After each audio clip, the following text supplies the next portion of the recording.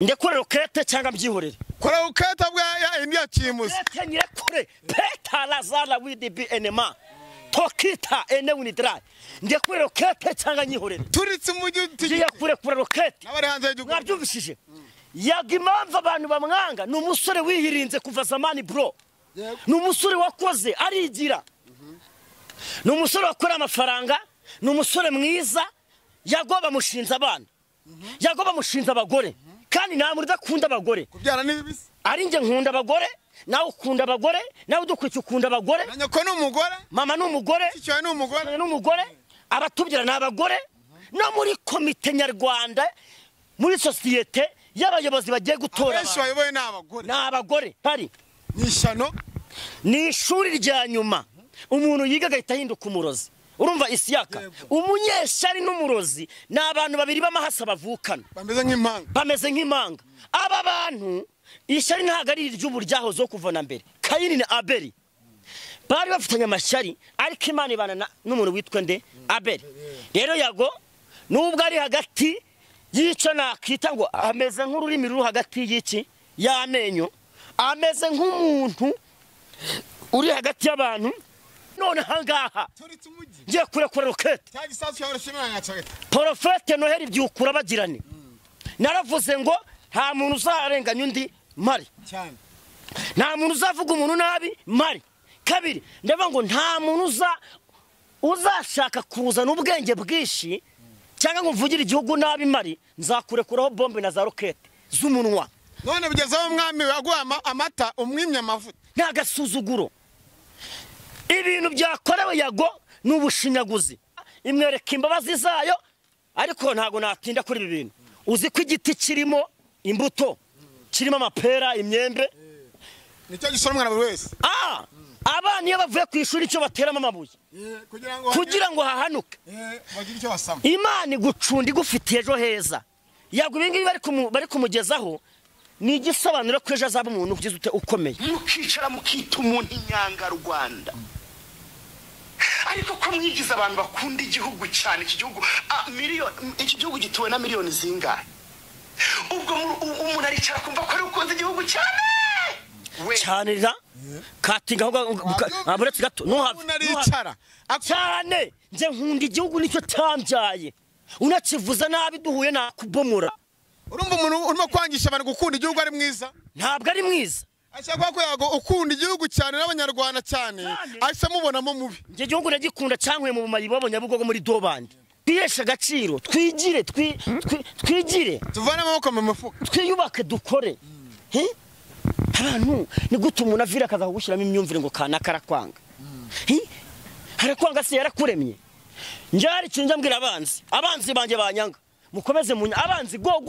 nanjye bakomeze banyanga nimuze ntacyo mje mwamvuze cyambujije kurya yago n'umwana w'Imana yago yaje muri iyi mihanda ari Imana imuzanye yavuye itabagwe nta wabigizemo uruhari kugira ngo agire ute agere muri Kigali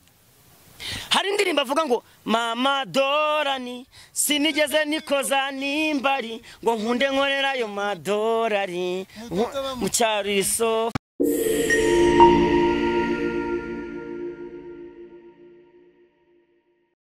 Assalamu alaikum wa rahmatullahi wa barakatuh. Of course mwenye nitwa Cheketu mgaza cyane n'abana ukina n'abanyeshuri atandukanye mu cyo gitandukanye usibanganya inkuta senye utanga isanamitima kwakurikira Kigali News 25 ukurikira Isiyaka TV 500 ukore subscribe like share ndetse na comment sinigwa mbasaba byo ngomba kubasaba ariko gahunda ni ntugasaze twagira umugisha cyangwa byabaye byiza n'iby'icyubahiro twakiriye umukozi w'Imana Profete urasa neza bro murakoze cyane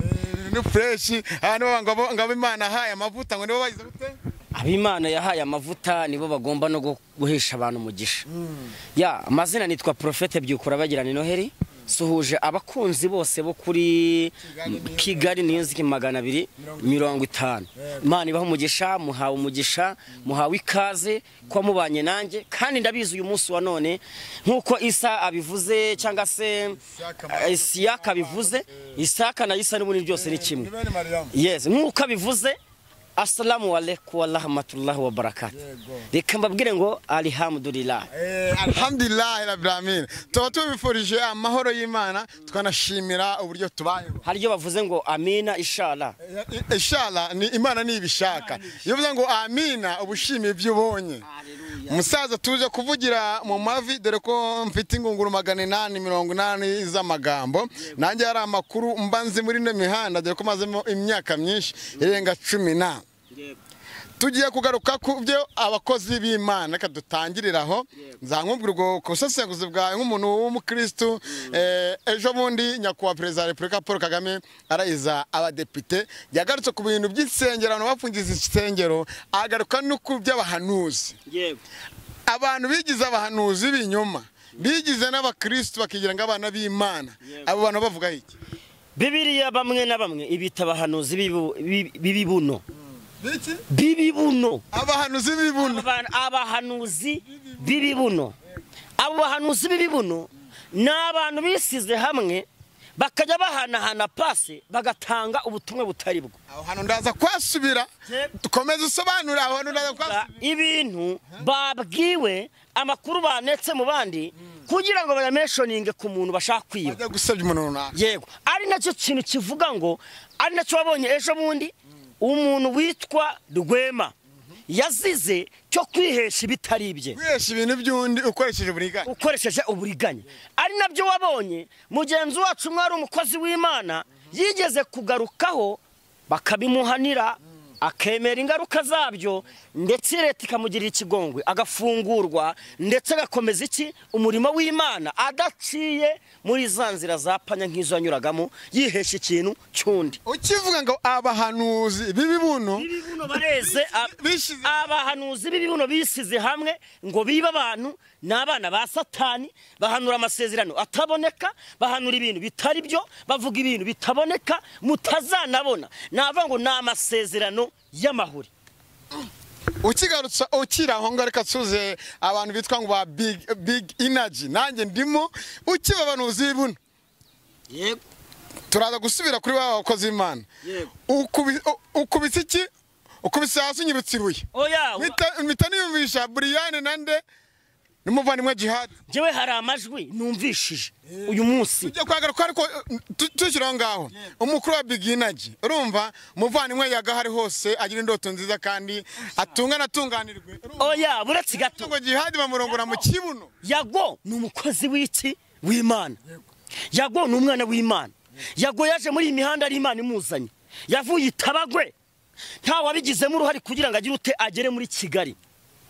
hari indirimbo avuga ngo mama dorani sinigeze nikoza nimbari ngo nkunde nkorera ayo madorari mu cyaro isofadi uko umugambi w'Imana suwejo Imana niyo yabigizemo uruhare ni Imana yarebye yagira ngo yago mwene kanaka wavukiye aha ugakura mu buzima ubu n'ubu ngo haye ubwenge icyo ni icyambere ngo haye ubumenyi ngwino mu mujyi wa Kigali ukore wibesheho hari indirimbo yaririmbyeje muri nakunze cyane ubundi yago abana n'Imana iyo ari buce mu bigeragezo hari ijambo ry'indirimbo yihumuriza ku buzima bwe n'indirimbo yaririmbyeje wanyanga wansebya birakureba wansebya wamvuga birakureba iyi ndirimbo yavuye kuki yabwiraga abantu bari kumusebya bari kumuvuga nabi bari kumwangisha abantu bari gushaka umujyanisha mu gihome ababwira ngo bamwanga batamwanga wabyumvishije neza birabareba hari Imana ihagararanye nawe mpita nsimbukira muri bire nkaribira ijambo ishyari ni ishyano ni ishuri rya nyuma umuntu yiga agahita ahinduka umurozi urumva Isiyaka umunyeshari n'umurozi ni abantu babiri b'amahasa bavukana bameze nk'impanga aba bantu ishyari ntabwo ari iry'uburyaho zo kuvana mbere Kayini na Abeli bari bafitanye amashyari ariko Imana ibana n'umuntu witwa nde Abeli rero yago nubwo ari hagati y'icyo nakita ngo ameze nk'ururimi ruri hagati y'iki y'amenyo ameze nk'umuntu uri hagati y'abantu bamushungereye ameze nk'agati kari mu butayu umuyaga uhuha kagakoza umutwe iburyo kakawugarura ibumoso ameze nk'agati gateye mu butayu gateye mu mugezi mo hagati tugarutse ngo ari ijwi Jihadi yaje ameze nk'umuntu ugiye guhurira Brian kwa ko Brian Genuza Yago yafashe wa mugabo urumva waryaga amaturu Fabie waryaga inzahuke waryaga amaturu nde Fabie arabeshya baravuga kivuguruza Fabie urabeshya Fabie ndakuzi kuri iyi mihanda Fabie ntujye uvugisha ukuri nawe Fabie njyewe ntabwo njya ku ruhande rumwe ndeba impande zombi nizo nkoreraho ariko ayo majwi ndashaka uyanyinire nyumve ariko icyo navuga abantu nibareke Yago kuko Yago ni umwana w'Imana Yago nta kibi yakoze Yago ntago yagambaniye igihugu Yago nta bibi yavuze ibyo Yago yavuze ni ibintu bibaho mu buzima bwacu bwa buri munsi n'undi yavuga yagarimo arazira yuko rumva wese Godfather rumva ngo na Babara de Cat rumva ngakavuga ko ari Nyangarwanda kandi abo bose bifatanyije na Jihadi na Brian rumva niba abantu bakora ama space ya buri munsi avuga kuri Yago yarabatize Nyangarwanda zahunze u Rwanda rumva zirigwa ku ma space zivuga gutya na gutya ni ibintu yitangarije no kuri channel biriho noneho Jihadi na Brian bahita bagira gute bahita baza mu burakari kuba waravuze umubi n'umubisha ugatera umujugujugu imbwa imotse nibuhamije mba nkubwire bro uvuze ko nyiri rugo yapfuye ntabwo abagize ute ntabwo ariho ubo wamwishe kabiri abantu nibameshoninga ibyo ukora ukababazwa nabyo ntuzababare ikindi abantu nibakwita umusambanyi bakwita umusinzi kandi bakubona ko uri umusinzi muri rusange babona ko ibyo bintu ubikora ntuzarakare ntuzababare kubera iki bavuze ibyo ukora mu buzima bwawe bwa buri munsi dore impamvu ngiye kuvugisha ukuri ndekore rokete cyangwa mbyihorere kora rokete bwa India Kimusi nyirekure peta lazala with be enema tokita ene winidra ndekure rokete cyangwa nyihorere turitse umujyi tugiye kure rokete n'abari hanze y'igihugu nabyumvishije Yago impamvu abantu bamwanga ni umusore wihirinze kuva zamani bro ni umusore wakoze arigira ni umusore wakora amafaranga ni umusore mwiza Yago bamushinza abana Yago bamushinza abagore kandi nta muri dakunda abagore kubyara n'ibibisi ari nge nkunda abagore nawe ukunda abagore nawe udukwiye ukunda abagore nyoko ni umugore mama ni umugore cyo ni umugore abatubyara ni abagore no muri komite nyarwanda muri societe y'abayobozi bagiye gutora abenshi bayoboye n'abagore aho umugore ari yubahwe mama w'umuntu gutwita amezi 9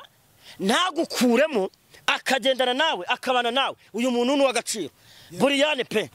ni umu DJ twemera muri iki gihugu aradija neza aranaganira sibyo nta mutima mubi anafasha abana bo mu mihanda Imana ije bimuhera umugisha nabyo tutawuca mu izambo no kujyanga ry'aba diaspora nabyo byanashoboka abivuzaho nabyo byanashoboka ariko Yago ni umuntu wazamuye impano nyinshi Jihadi muvuga yakoze iki kigaragara Jihadi afitwe mushinga yafasha abana 15 abishyura minirvare yabishyuriye mituweli yagiye Nyabugo gatoragura imbobo arazibwa ati mwambobo mwe Imana ngiriye neza nditwa Jihadi ima amafaranga ima amamodoka nimuze mbatuze ahantu nzajya mbishyurira amazu cyangwa se nzajya mbagaburira sagiye kwa muganga sashika n'ahandi hajya hatandukanye agaburira babuze abarwayi koko Jihadi yarengereye uyu munsi wa none ikindi ngiye kuvuga Yago ni umwe mu bantu bazamuye umwana witwa Sikayitu ukirausha mu mihanda amuhereza Irene Sikayita terazana Sikayitu ndamuza tuyigasanze uri kumva neza igitanda Sikayita ryamamo birazwi no ku mihanda birahari witwa Yago wakiguze iki gitanda Sikayita ryamaho icyo navuga ni igiciro Sikayitu ndanamushimira Sikayitu baramubwiye ngo nagereye gusebya Yago bamuha amafaranga ariko Sikayitu ndamushimira ko nyuma yagize ute yagarutse urumva bro agasaba imbabazi Yago ariko ngewe reka nkubwire njye ubu ngiye kurekura ngiye kurekura rokete none hangaha ngiye kurekura rokete Profete Noheli byukura bagirane naravuze ngo nta muntu uzarenganya undi mari cyane nta muntu uzavuga umuntu nabi mari kabiri ndavuga ngo nta muntu uzashaka kuzana ubwenge bwinshi cyangwa ngo mvugire igihugu nabi mari nzakurekuraho bombe na za rokete z'umunwa none bigezaho umwami waguha amata umwimye amavuta nta gasuzuguro ibintu byakorewe Yago ni ubushinyaguzi ibintu byakorewe Yago ni ibintu bibi wibaze gufata umuntu nka Yago ukavanga indirimbo aririmba ngo aririmba n'umwigira kandi ari umuhanzi uri muri entertainment ari mwana agaragaye muri zo ndirimbo ze bamwe na bamwe yego ibaze gufata umuntu nka Yago ngo ntashoboye kuririmba ngo nagende ngo ajye kugira ngaje gukora ibiganiro ngewe nitwa Prophete Noheli nemere gukora ibyo nshaka nemere kuba nyamakuru nemere kuba naririmba nemere kuba nabyina nemere kuba nazamura amaguru nemere kuba nasirimba kubera ko ngewe ubwanye mbyiyumvamo twibuka ko na Brian wagiye muri karagatsinda na bari abantu urumva wemere yuko kandi urabizi neza ko Brian Yago ari wamuhindurira ubuzima none erega nta muntu wese uri kurwanya Yago utaraciye kwa Yago uri kumva neza umuntu wese uri kurwanya Yago yaciye kwa Yago ukakoresheje iki inyogo ye none uriya mukobwa unyonga igare n'umukobwa w'indayi nk'uyu witwa Jack ubuzima bwahindutse kubera Yago ndagushimira Yago Pondate umwana w'itabagwe urumva neza umwana w'itabagwe yaraje mu mujyi Imana imuha umugisha imwereka imbabazi zayo ariko ntago natinda kuri ibi bintu uzi ko igiti kirimo imbuto kirimo amapera imyembe nicyo gisoro umwana buri wese abana iyo bavuye ku ishuri icyo bateramo amabuye kugira ngo hahanuke Imana igucunda igufitiye ejo heza Yago ibingibi bari kumugezaho ni igisobanuro ko ejo azaba umuntu ugize ute ukomeye baravuze ngo cyano ye ngo yarayigurishiye ngo yitangira n'izina tujya kubona tuna mu rukiko rwa Nyamirambo rwisumbuye tubona igisambo kibye cyano ye kandi ari wo yari umukozi amuba hafi amenyera ibintu kimwe cyo cyabo niyo mpamvu bavuga ngo urukumva neza impamvu twakomeretse nta zindi twahuye n'abantu tutari dukwiye guhura nabo twizera tudakwiye kwizera tubana nabo tudakwiye kubana nabo uzi ko Yesu yagambaniwe n'umuntu witwa Yuda wamusubye kwitama mugambanira niyo mpamvu nje kubwira abantu ngo nta muntu wo kwizerwa uhari gusa imihanda ikomeje kugorana yabaye akasamutwe ariko bakabana muri Bibiliya bakati Yesu yaravye ngo mwese muraboneye urumva ngo ariko abazatera Imana ngahinda nago bazabura ariko abazakora Imana barahari Yago rero nakomera Yago komera hanyuma hari amajwi nazinditse numva ndagira ngo abantu bakurikiye 250 Kigali News bumve aya majwi ngiye kuvugaho wihangire kuko nago cananye nshakonyuza abantu babatinganye batenga mu bibuno nabandi batinga mu reka nyakubwira amajwi reka mubwa ayo majwi Brian tuzi ko buretse ibyo ntabyo nzi ariko hari amajwi numvishe ngo Yago buretse gatoya Yago yavuze yuko Godfather urumva na Dekati Babara urumva ngarabanzi b'igihugu ari abagarasha ayo majwi yabaje jihadi araza kora urumva kiganiro cyo wenyine ku giti cye avuga ngo ngarashaka kumenya ubusobanuro bwa Team Energy ni bisobanuye iki warasobanura ngo bameze nk'aya team ya kera urumva yabyarugurwa rwa kera rwifatanyije n'umuntu umwe urumva hakavamo iki hakavamo babandi bagize te bahekuye u Rwanda ariho bavuga ngo intera hamwe nibyo yashaka gusobanura nubwo abantu bari inyuma ya Yago yabahujije n'abantu bahekuye u Rwanda urumva duhora tuvuga ngo nibizongera ukundi arongera agarura gugumura afata abantu bakunda abafana we abagirana nyinera hamwe ibingibi nabyita nk'ishari ni ishari ni ubugome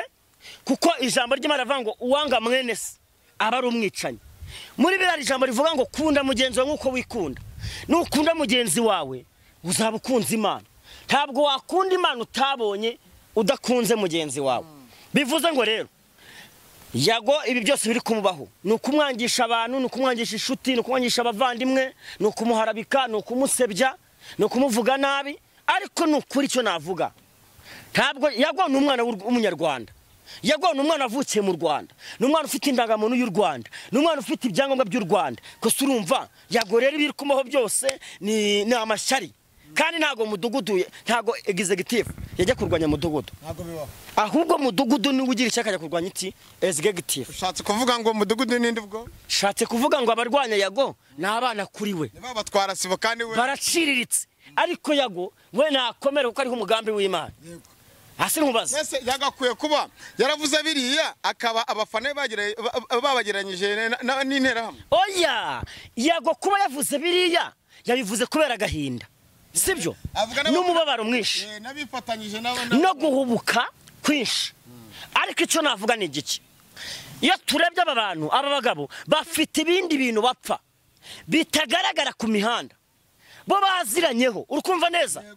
Bapfa biri private. Bitari byabasha gusobanuka abantu bagire gute babimenye. Uretse mva Prophet gato badukurikiye rekanye ino gato nta kibazo. Mukicara mukita umuntu inyangarwanda. Ariko ko mwigize abantu bakunda igihugu cyane, iki gihugu iki gihugu gituwe na miliyoni zingahe? Ubwo umuntu aricara kumva ko ari ukunze igihugu cyane. Cyane ra katinga aburetse gato naricara cyane nje nkunda igihugu nicyo cyambyaye. Unakivuza nabi duhuye na kubomora. Urumva umuntu urimo kwangisha abantu gukunda igihugu ari mwiza? Ntabwo ari mwiza. Ashaka ko yago ukunda igihugu cyane n'abanyarwanda cyane ahise mubonamo mubi. Nje igihugu ndagikunda cyankwe mu mayibo Nyabugogo muri Dobandi. Ndimbo kima ko gukaraba, kima kurya, kima kwambara neza. Utirasi igihugu cyakubye muri wakirata iki? Aba bameze nk'ababa arashaka kumera nk'ababa diaspora bajya hanze bakirengagiza igihugu cyababyaye, bakirengagiza kugira ngo bafate rutemikere bagende. Na igihugu cyave naho cyane bakuye visa, aho bakuye ibyangombwa, bakuye amazi arashyuha nibagirwa wambeho. Tuza witurize. Kabiri, ibi bintu vuze inzego zibyumve nabyo. Ongera Breto dukomeze. Ntabwo yasapotinze abahanzi hano, ntabwo mubizi n'iryari yigeze akora ibiganiro cyangwa se akora na live ari gusebya u Rwanda. Umuntu nimugirana ibibazo umuntu akaba mwazirana. Ese nkubaza umuntu niyicara akanya cyangwa azinduka nanze umuntu bivuze yuko nanze igihugu? Kwanga umuntu ni icyaha. Kwangana ni icyaha n'Imana yanga urunuka. Kunda mugenzi wawe nkuko wikunda. Jihad agomba gukundana na Yago. Yagagakundana na Jihad. Yagagakundana na Brian. Bose bagakundana na Irene, bose bagakundana. Bakaba abana b'Imana, baremwe n'Imana, baremwe mu ishusho y'Imana. Bibira ngo uko tuzasa niturerekanwa. Gusa Yesu niye nahishurirwa kerekanwa tuzasa nawe. Ariko ne tukiraho ngaho kuki Yago yavuze bakore bigano bambaye maske nibigaragaza. Bisobanuye ko Yago ari cyo yavuye wasanga ari cyo. Abantu bakora ibiganiro bambaye maske bameze Kati babaraho, Godfather nagagaragara, Dekati nagagaragara. Banameze nka kakajwe. Ndaguha urugero kwa kakajwe se ubona adatuka abantu ariko kwa kuba ari inyuma ya maske ntabwo bazi uwo ari we. Yako ngo ndaje nguhe nyoko, ngo ndaje ngo ngire gute, ngo tegiyonda, ngo ndaguforomora, ngo ndagutera, ngo ndakwisha. Urumva rero ntabwo wamenya uwo ari we. Ni muntu ki? Uwo muntu aba ari igisambo. Ariko nawe ari ku ruhande rwa Yago, nawe ni big energy. Ibisambo nibyo byambara iki mask ibyigaragaza. Yego uzarebe n'umuntu ugiye hasi nanone cyangwa umuntu ugiye gushimuta umuntu yambara iki mask. Rero abantu bambara mask nawe urabyumva n'ibisambo nyine ntibigaragaze. Neri Ngabo yaravuze ngo twamuhisemo batureba Netana kiryana iyo mihandira dukanone none ngo nkwe ariko mana Jihad ngende muzi mu biryogo urumva mana ari umuntu uri aho ngaho Jihad namukwese n'ibiganiro nyikora 2010 kangari cyo twakoragaho Jihad n'ubundi ngiye mana nzi neza ko bamutera pe ndabizi na bamutera nibe bya Brian Gamari tuyatubibona nta kuntu urumva ngiye Prophet manzi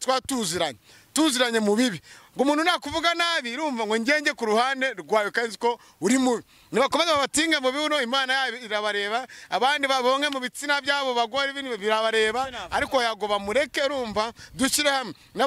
nabonye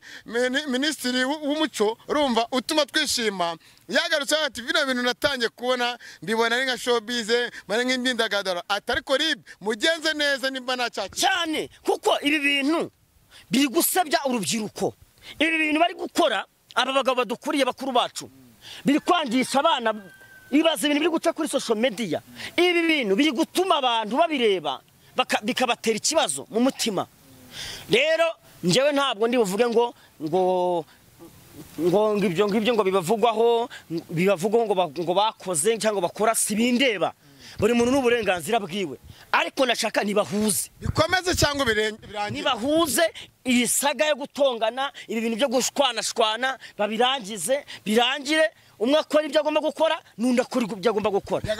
akora ibintu bigirira umumaro societe nyarwanda n'umuryango nyarwanda yagakora iki abireka igice cyawe no gukomeza aziza abahenyina yago nabivemo buriya reka mubwiza ukuri nese umwana ririndaza ugira ute wari ugiye kurirya ari mureke sawa rero nihagira umuntu ugira gute avuga ati njyewe ndumva ibintu natabikora twihesha agaciro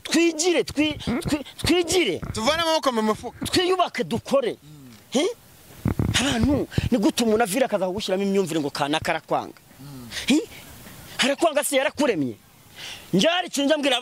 abanzi banjye banyanga mukomeze abanzi go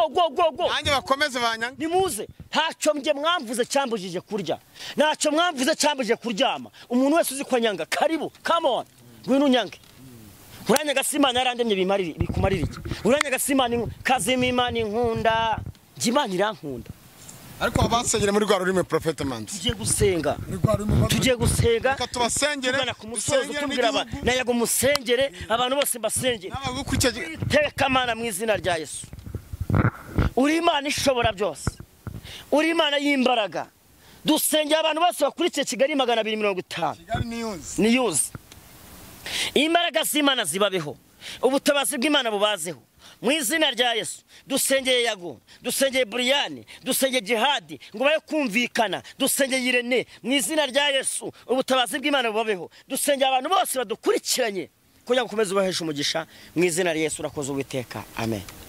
umukozi w'Imana rwose iri sengesho ryakire buri mwe wese usengeye nabo kuri News 25 abanzi bacu mukomeze icyo twego turifuza nuko ibi ngibi byarangira umukozi w'Imana sinshaka kumuvugisha menshi tugiye mu kindi kiganiro tujye ku mpande ebyiri ibyo abantu bigize abahanuzi ibyo abakozi b'Imana barimo barazanamo icyo bita prank twakoze prank kenshi ariko tuzivamo dusanga nta kiza cyabyo tuzikomeze cyangwa tuzireke ikindi cya kabiri turagaruka ku kiganiro tugiye gukorana cy'abantu bagera mu bantu bangahe batatu harimo Ezekiel harimo Pastor Claude urumva hari n'undi ngo nimba Noheli nibishaka urumva nabo ngabo urananyutse neza na wa wundi urumva wahanuye ngo urupfu rwavava dusubire mu bindi biganiro Kigali News 25 mukomeze mukore subscribe ndacyari kumwe na Noheli nimubishaka urumva mwanikamo Big Energy mwanikamo Noheli tuye duhora tubana nawe mu biganiro kandi niyo gahunda salam shalom